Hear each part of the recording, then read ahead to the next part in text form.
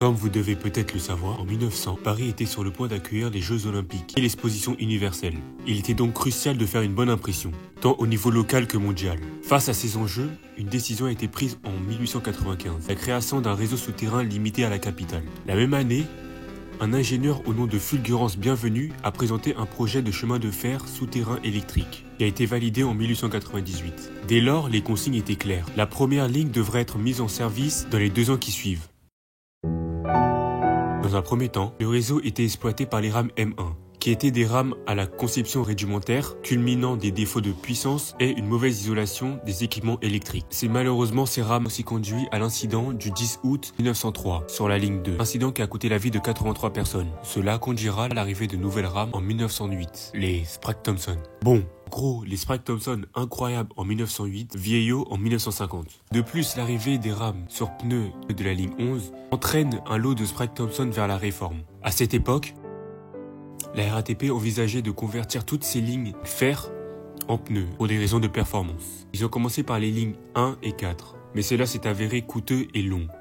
Et avec toutes les lignes à remplacer, les travaux auraient duré jusqu'à la fin du siècle. Et grâce aux progrès techniques des années 60, les performances entre métro sur fer et métro sur pneus ont commencé à devenir comparables. Donc il suffisait simplement de remplacer les rames Sprague-Thompson pour moderniser le réseau. Bon, en 66, la RATP fait la commande d'un train que vous connaissez bien, le MF67, pour métro fer d'appel d'offres 1967. Produite entre les années 60 et 78, il équipait à l'époque la ligne 2, 3, 3 bis, 5, 9, 10 et 12. Les rames MF67 de la ligne 12 sont entretenues à l'atelier d'Auteuil. Jusqu'en 2012, cet atelier était entièrement souterrain et avait pour seul accès un escalier piéton. Son approvisionnement et l'évacuation de ses déchets ne pouvant donc que se faire par le rail, la RATP fut obligée de dédier un train à ce service. Le convoi d'Auteuil, surnommé train poubelle, faisait donc la navette entre l'atelier d'Auteuil et l'atelier de Vaugirard.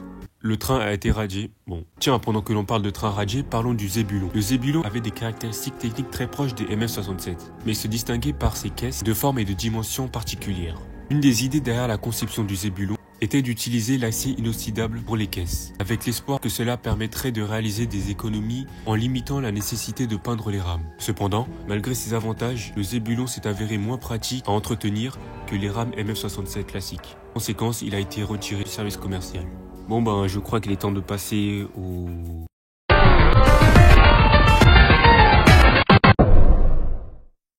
La RATP doit remplacer les Sprague-Thompson, non seulement pour améliorer le confort des passagers, mais aussi pour exploiter le prolongement vers la banlieue. Donc, appel d'offres en 75. Les nouveaux trains sont désignés sous le nom de MF77. En 77, mise en service sur la ligne 13. En 79, mise en service sur la ligne 7.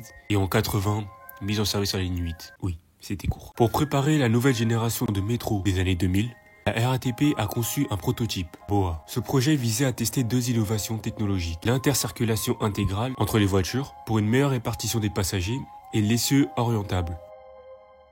Pour mettre en pratique ces avancées technologiques, la RATP a commandé une petite série de 9 rames, appelées MF88, destinées à équiper la ligne 7 bis. Ces trains ont hérité des caractéristiques du prototype BOA, notamment l'intercirculation intégrale, les essieux orientables et un système d'information embarqué, mais ont connu des problèmes de conception et d'entretien, entraînant leur retraite anticipée. En 1997, la RATP envisage le déploiement massif d'un nouveau matériel. Il a pour but de remplacer tous les MF67, son nom MF2000. Ou MF01. Et bon, vous connaissez la suite. MF01 remplaceront MF67 de la ligne 2, 5 et 9. Puis le reste seront remplacés par... La mise en service des nouvelles rames MF19 devrait débuter en 2024. Sur la ligne 10, puis la ligne 3 bis et 7 bis entre 2025 et 2026. La ligne 13 en 2027. Enfin, la ligne 3, 7, 8 et 12 entre 2028 et 2032. Plastic girls everywhere, titty ass hands in the air, somebody over here, shaking for the man of the year.